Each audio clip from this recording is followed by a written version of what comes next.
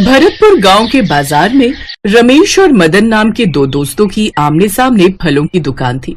रमेश बहुत ही ईमानदार स्वभाव का था। वो हमेशा शहर की मंडी से ताजा फल खरीद कर लाता और दुकान पर बेचता। वहीं मदन बहुत ही बेईमान स्वभाव का था। वो फलों पर ऐसा केमिकल छिड़कता था जिससे उसके फल हमेशा तरोताजा दिखाई देते थे, मानो अभी बाजार से खरीदे हो। मदन, फल ताजे है ना? अरे बेफिक्र रहो भैया, मेरी दुकान पर हमेशा आपको ताजा फल ही मिलेंगे। और रमेश, खोल ले दुकान। हाँ, बस धूप बत्ती करने लगा हूँ। ग्राहक के जाने के बाद मदन जोर से हंसने लगा। अरे रमेश, ये धूप आरती करना छोड़कर मेरे कहे गए रास्ते पर चलना शुरू कर दे। तू मेरा दोस्त है, इसीलिए मैं तुझे सही राय दे रहा हूँ। थोड़ी बेईमानी करना शुरू कर, नहीं तो पूजा आरती में रहकर सारा दिन मक्खियां ही मारता रहेगा। मदन, मुझे ईमानदारी की रोटी खाना अच्छा लगता है। मैं तुम्हारी तरह बेईमानी से पैसे नहीं कमा सकता। मुझे ऊपर जाकर कान्हा जी को जवाब देना है। रमेश मदन की बातों पर ध्यान नहीं देता था। भले ही वो कम कमाता था, पर ईमानदारी की रोटी खाता था। मदन जानबूझकर फल सस्ते दामों पर बेचता था, क्योंकि उसे पता था कि उसके फल बासी और पुराने हैं। उसे तो बस फलों को बेचने से मतलब था, चाहे वो बासी ही क्यों ना। अब लोग जब सस्ता फल देखते थे तो रमेश के ताजे फल छोड़कर मदन से ही फल खरीद लेते थे। त्योहार शुरू हो गए थे, इसी वजह से मदन ने और भी ज्यादा बेईमानी शुरू कर दी। वो फलों को सस्ते से सस्ते दामों पर बेचने लगा। इस वजह से रमेश की कमाई ना के बराबर हो गई। उसका नुकसान होने लगा, क्योंकि आमने सामने दुकान थी। लोग रमेश के ताजे फल छोड़कर मदन के सस्ते फलों पर टूट पड़े। मदन बहुत खुश था कि उसकी बहुत बढ़िया कमाई हो रही है। पर कहते हैं ना कि हमारी हर खबर भगवान रखते हैं। उनको सब पता है कि कौन सही है और कौन गलत। भगवान कृष्ण सब कुछ देख रहे थे। नारद मुनि भी भगवान कृष्ण के पास ही बैठे थे। नारायण नारायण। प्रभु, आपका भक्त रमेश हमेशा आपकी पूजा करता है और ईमानदारी से व्यापार करता है, पर मदन उसका मजाक उड़ाने और उसे नीचा दिखाने के लिए कोई कसर नहीं छोड़ता। मुझे लगता है प्रभु, आपको मदन को सही राह पर लाने के लिए पृथ्वी लोक पर जाना चाहिए। आप एक व्यापारी बनकर वहां जाएं और मदन को उसकी गलती का एहसास कराएं। ठीक है देवर्षि, मैं स्वयं व्यापारी बनकर धरती पर जाऊंगा और मदन को सही राह पर लाऊंगा। भगवान कृष्ण ने एक धनी व्यापारी का रूप धारण किया और सीधे मदन की दुकान पर पहुंचे। मदन सुबह सुबह एक बड़े व्यापारी को देखकर खुश हो गया। आइए आइए सेठ जी, कहिए कौन से फल देने हैं, बताइए। फल तो सभी प्रकार के लेने हैं मुझे। अब व्यापार करने निकला हूँ तो थोड़ी परख तो रखूंगा ही। मैं केवल वही फल खरीदूंगा जिनमें कोई केमिकल नहीं हो और जो बिल्कुल ताजे हों। बासी फल नहीं खरीदूंगा। अरे सेठ जी, आप चिंता मत करो, ये फल बिल्कुल ताजे हैं और इनमें कोई केमिकल नहीं है। ठीक है, एक काम करता हूँ। मुझे अभी तुम्हारी बातों पर विश्वास नहीं हो रहा, क्योंकि मुझे बड़ा व्यापार करना है। पहले मैं तुमसे थोड़े फल खरीद लूंगा, उसके पश्चात ही मुझे फल स्वादिष्ट लगे तो मैं तुमसे आगे का व्यापार करूंगा। लाओ, मुझे सभी फल थोड़े थोड़े बांट दो। अच्छा ठीक है सेठ जी, जैसी आपकी मर्जी। पर मुझे पता है आप लौटकर मेरी ही दुकान पर आओगे। पूरा बाजार घूम लो, मेरी दुकान से बढ़िया फल आपको कहीं नहीं मिलने वाले। मदन से फल लेकर व्यापारी बने कृष्ण जी दुकान से उतरे और रमेश की दुकान पर जाने लगे। मदन चौंकते हुए बोला, सेठ जी, वहाँ क्यों जा रहे हैं? वहाँ कुछ नहीं मिलेगा। वो तो बहुत महंगे फल बेचता है। देख नहीं रहे, उसकी दुकान बिल्कुल खाली है, एक भी ग्राहक नहीं है। मुझे दोनों दुकानों से फल खरीदने हैं। मैं तो व्यापारी हूँ, हर दुकान पर जाकर देखूंगा तो जरूर, और जहाँ सही लगेगा वहीं से आगे का व्यापार करूंगा। व्यापारी बने भगवान कृष्ण रमेश की दुकान पर पहुँचे। रमेश उस समय भगवान कृष्ण की धूप आरती कर रहा था। ये देखकर कृष्ण जी मन ही मन बहुत प्रसन्न हुए और बोले, भैया, मुझे फल चाहिए, परंतु वो ताजा और बिना केमिकल के हों। सेठ जी, मेरे फल ताजे हैं, बिना किसी केमिकल के। मैं भगवान कृष्ण की पूजा करता हूँ और उन्हीं का नाम लेकर ताजे फल भी खरीदता हूँ और बेचता भी हूँ। जो भी है आपके सामने है, आप बता दीजिए आपको कौन से फल चाहिए। अच्छा, ये बात है। लाओ फिर एक सेब काट कर खिलाओ, मैं स्वाद चखता हूँ। मैंने सामने की दुकान से भी कुछ फल खरीदे हैं। मुझे जिसके फल ज्यादा स्वादिष्ट लगे मैं उसी के साथ व्यापार करूंगा। मदन अपनी दुकान पर बैठा सब कुछ देख रहा था। वो थोड़ा घबरा गया, क्योंकि वो जानता था कि उसके फल ताजे नहीं हैं। भगवान कृष्ण तो ये बात पहले ही जानते थे। वो तो बस लीला रच रहे थे। मुझे तो तुम्हारे फल बहुत स्वादिष्ट लगे। मैंने तो सोच लिया है, वो सामने की दुकान के फलों में वो स्वाद नहीं जो तुम्हारे फलों में है। मैं तुमसे ही व्यापार करूंगा। मैं तुम्हें आज ही 100 किलो आम का ऑर्डर लिखवा रहा हूँ, पर आम रसीले और बढ़िया मीठे होने चाहिए। आम की जो भी कीमत है मुझे बता दो। एक पल के लिए तो रमेश हैरान रह गया, क्योंकि पिछले कई महीनों से उसकी बिक्री हो ही नहीं रही थी। हर व्यापारी, हर ग्राहक मदन की दुकान पर ही जाता था, पर पहली बार एक ऐसा व्यापारी आया था जिसने रमेश की दुकान से फल खरीदे। रमेश बहुत खुश होता है। व्यापारी रूप में कृष्ण जी रमेश को आम के पैसे देने लगते हैं। तभी रमेश उन्हें रोक देता है।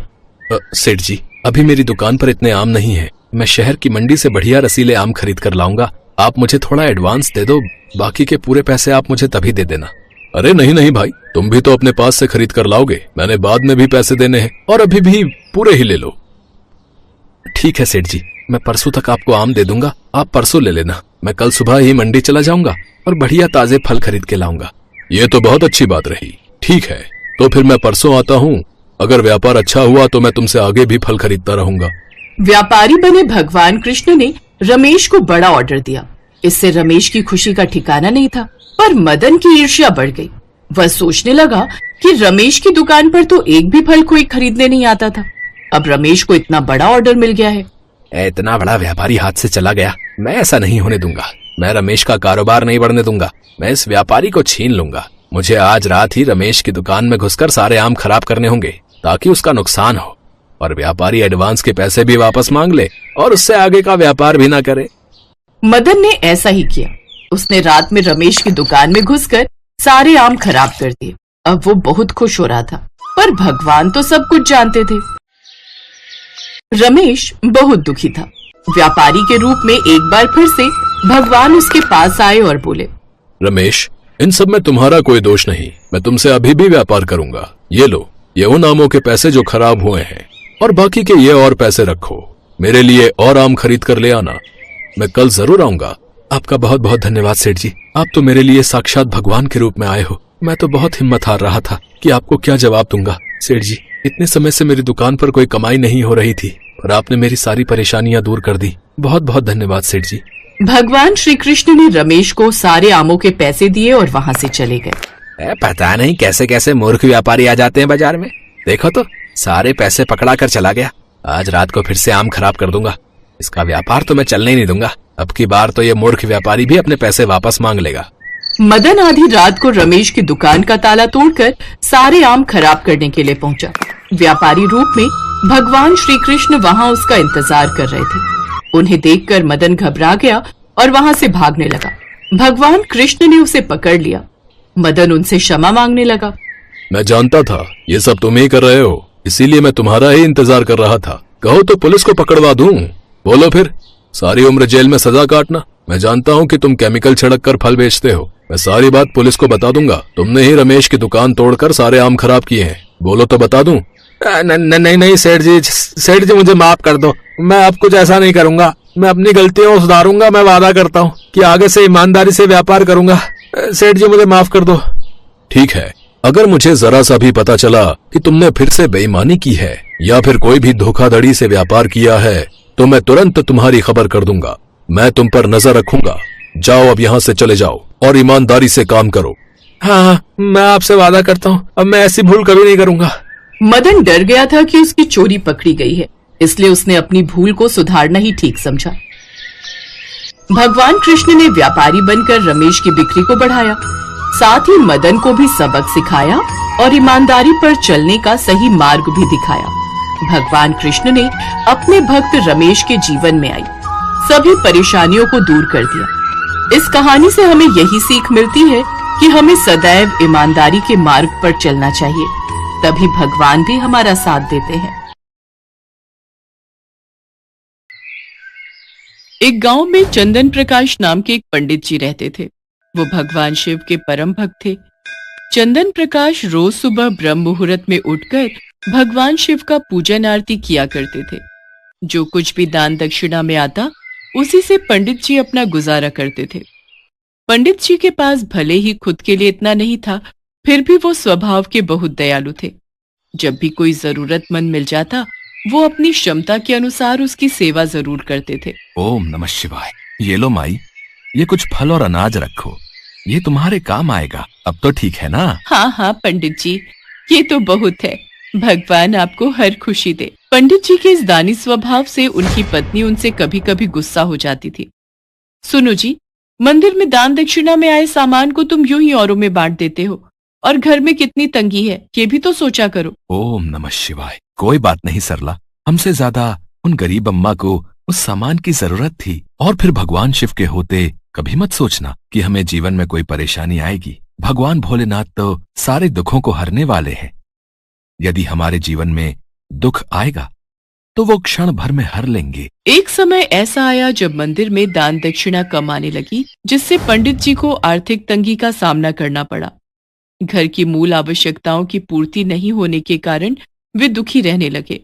इसी तरह दिन बीतने लगे। एक दिन महाशिवरात्रि का दिन आया। उस दिन भी पंडित जी हमेशा की तरह प्रातः काल उठे और मंदिर की ओर चल पड़े। पंडित जी ओम नमः शिवाय का जाप करते जा रहे थे। ओम नमः शिवाय, ओम नमः शिवाय, ओम नमः शिवाय, ओम नमः शिवाय। संयोग से देवी पार्वती और भगवान शिव इसी रास्ते से भ्रमण कर रहे थे। देवी पार्वती ने पंडित जी को देखा। वे भगवान शिव से बोली, प्रभु, पंडित जी आपकी कितनी पूजा और सेवा करते हैं। आज भी इनके चेहरे पर शिवरात्रि के शुभ अवसर पर इतनी परेशानियां होने के बाद भी एक उत्साह है। ये सदैव गरीबों की भी मदद करते हैं। वह स्वयं जीविकोपार्जन के लिए बहुत कम कमा पाते हैं, फिर भी उनकी आपके प्रति आस्था कम नहीं होती। आज महाशिवरात्रि का पावन उत्सव है। आप अपने भक्त की सहायता कीजिए प्रभु। देवी पार्वती, अपने भक्तों की चिंता मुझे सदैव रहती है, और वे भक्त जो सदैव गरीब और जरूरतमंदों की सहायता के लिए तत्पर रहते हैं, ऐसे भक्तों के लिए मैं सदैव उपस्थित रहता हूं।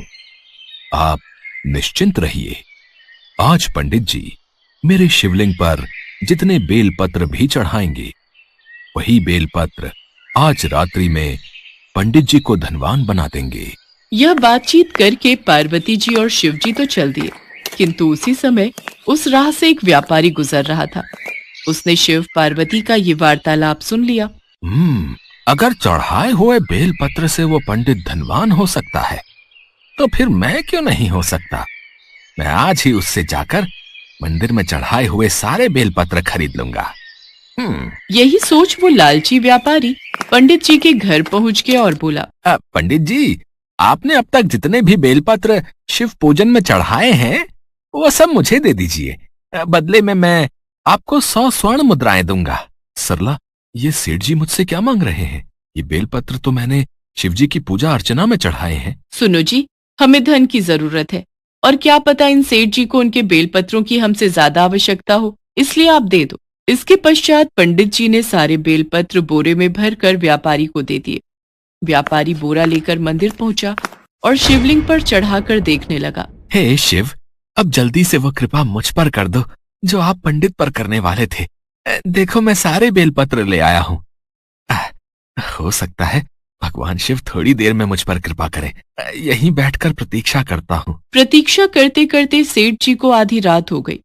सेठ जी चमत्कार देखने के लिए बहुत उतावले हो रहे थे। आखिर तीसरा पहर गुजरने के बाद सेठ जी के सब्र का बांध टूट ही गया और क्रोध में आकर सेठ जी शिवलिंग को झकझोरने लगे। सेठ के हाथ शिवलिंग से ही चिपके रह गए। सेठ ने बहुत प्रयास किया, किंतु उसके हाथ हिले तक नहीं। थक हार कर वो शिव जी से क्षमा याचना करने लगा। शिव शंकर, ये क्या हो गया? मेरे हाथ इस शिवलिंग से हट क्यों नहीं रहे हैं?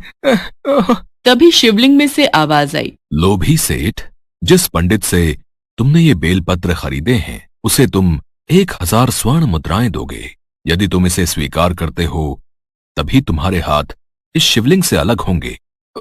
हाँ प्रभु, हाँ, मैं उसे 1000 स्वर्ण मुद्राएं अवश्य दूंगा, पर मुझे क्षमा कर दीजिए प्रभु। मैं आगे से कभी भी लालच नहीं करूंगा।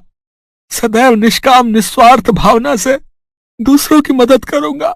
भगवान भोलेनाथ ने व्यापारी को क्षमा कर दिया और उसके हाथ शिवलिंग से अलग हो गए। उसके पश्चात उस व्यापारी ने पंडित जी को भेंट स्वरूप 1000 स्वर्ण मुद्राएं दी। शिव जी का कथन सत्य हुआ। पंडित जी के जीवन के सारे दुख दूर हो गए। सच है, जो भी प्राणी सच्चे हृदय से भगवान शिव को याद करता है, शिवरात्रि का व्रत रखता है, भगवान शिव उसके जीवन के सारे दुख हर लेते हैं और सदैव उनकी कृपा बनी रहती है।